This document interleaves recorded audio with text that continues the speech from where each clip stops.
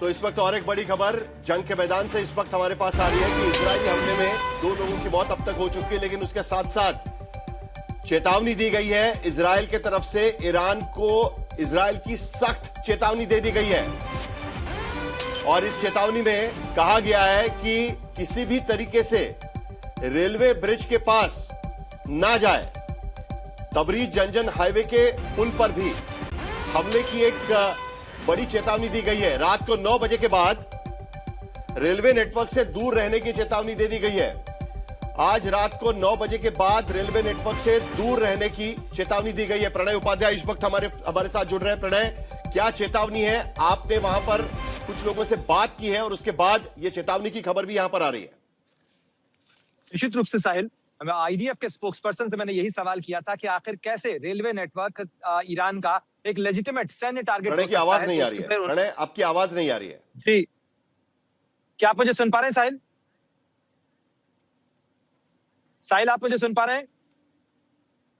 जी जी जी जी, आपकी आवाज आ रही है, बताइए। जी बिल्कुल साहिल, मैं ये कह रहा था कि आईडीएफ के स्पोक्सपर्सन से जब मैंने यही सवाल पूछा था कि आखिर कैसे ईरान के रेलवे नेटवर्क जो हैं वो आपके लिए लेजिटिमेट टारगेट होते हैं, तो उनका कहना था कि ईरान की जो डिफेंस फोर्सेज हैं, ईरान की जो आईआरजीसी है, वो उस रेलवे नेटवर्क का इस्तेमाल कर रही है और इसलिए हमने पूर्व चेतावनी दी है और उस पूर्व चेतावनी से हमारी कोशिश यही है कि वहां पर सिविलियन डैमेज ना हो। ये बात अलग है कि ईरान के अंदर जबरदस्त सिविलियन डैमेज हो रहा है, यानी अगर आप आंकड़ा देखें तो 1 के मुकाबले 100 के आंकड़े तक का डिफरेंस है दोनों जगह। यानी इजराइल के अंदर यदि ईरान की मिसाइल से एक शख्स की मौत होती है तो वहां पर लगभग 100 गुना का आंकड़ा देखने को मिल रहा है। 20-30 का आंकड़ा यहाँ पे और 3000 से ज्यादा का आंकड़ा ईरान के अंदर देखने को मिल रहा है। तो काफी वाइड स्प्रेड नुकसान देखने को मिल रहा है, लेकिन लगातार बीते 10-12 घंटों के अंदर एक ट्रेंड नजर आ रहा है साहिल कि जैसे जैसे राष्ट्रपति डोनाल्ड ट्रंप की दी हुई डेडलाइन खत्म होने के करीब आ रही है, चाहे खर्ग आइलैंड हो, चाहे शिराज हो, चाहे इस्फहान हो, चाहे तेहरान हो या फिर कई अन्य जो इलाके हैं ईरान के,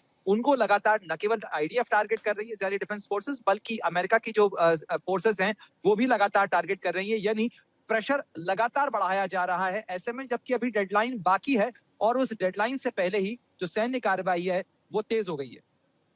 कशान इलाके में जो हमला हुआ था उसकी तस्वीरें भी हम इस वक्त दिखा रहे हैं, जिसमें 2 लोगों की मौत हुई थी। ये सीधी तस्वीरें ईरान से हम यहां पर दिखा रहे हैं कि जहां पर हमला हुआ था वहां पर 2 लोगों की मौत हुई है। लेकिन उसके साथ साथ प्रणय, और एक चीज, इजराइल के भीतर भी पिछले 24 घंटों में 900 सायरन बजे हुए हैं। यानी ईरान की तरफ से भी जवाब उसी तरीके से दिया जा रहा है। डोनाल्ड ट्रंप की धमकी थी, डोनाल्ड ट्रंप ने डेडलाइन दी थी, लेकिन उससे पहले ही इजराइल ने हमले शुरू कर दिए हैं। डोनाल्ड ट्रंप की डेडलाइन कल सुबह 3:30 बजे खत्म होने वाली थी, लेकिन आज रात को 9 बजे से ही इजराइल कह रहा है कि आप रेलवे नेटवर्क से दूर रहिए, और वहीं दूसरी तरफ इजराइल के भीतर भी सायरन बज रहे हैं। निश्चित रूप से अगर आप देखें तो आज सुबह से करीब 4 बार जहां मैं मौजूद हूं तेल अवीव, वहां पर सायरन बज चुके हैं। यहां से थोड़ी ही दूर पर डेविड शिलोन वो जगह है जहां पर एक मिसाइल इंटरसेप्ट हुई और उसके बाद उसका एक बड़ा टुकड़ा वहां पर गिरा है। कुछ नुकसान वहां पर हुआ है। जो इमरजेंसी सर्विसेज हैं उनकी गाड़ियां से थोड़ी देर पहले उस इलाके के लिए रवाना हुई हैं। वहां पर जगह पर इस समय राहत बचाव का काम भी चल रहा है। साथ ही हमने देखा कि किस तरीके से हाइफा, जो कि इजराइल का तीसरा सबसे बड़ा शहर है, आर्थिक लिहाज से सबसे महत्वपूर्ण शहर है,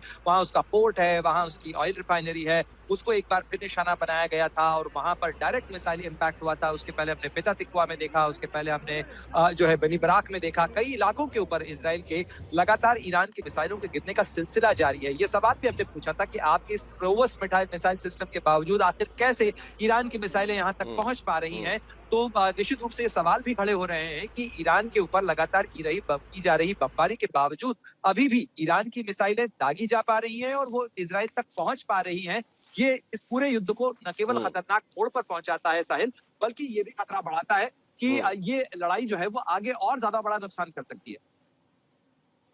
बिल्कुल, और आज रात को 9 बजे से इजराइल पहले से ही चेतावनी दे रहा है। बहुत बहुत शुक्रिया प्रणय।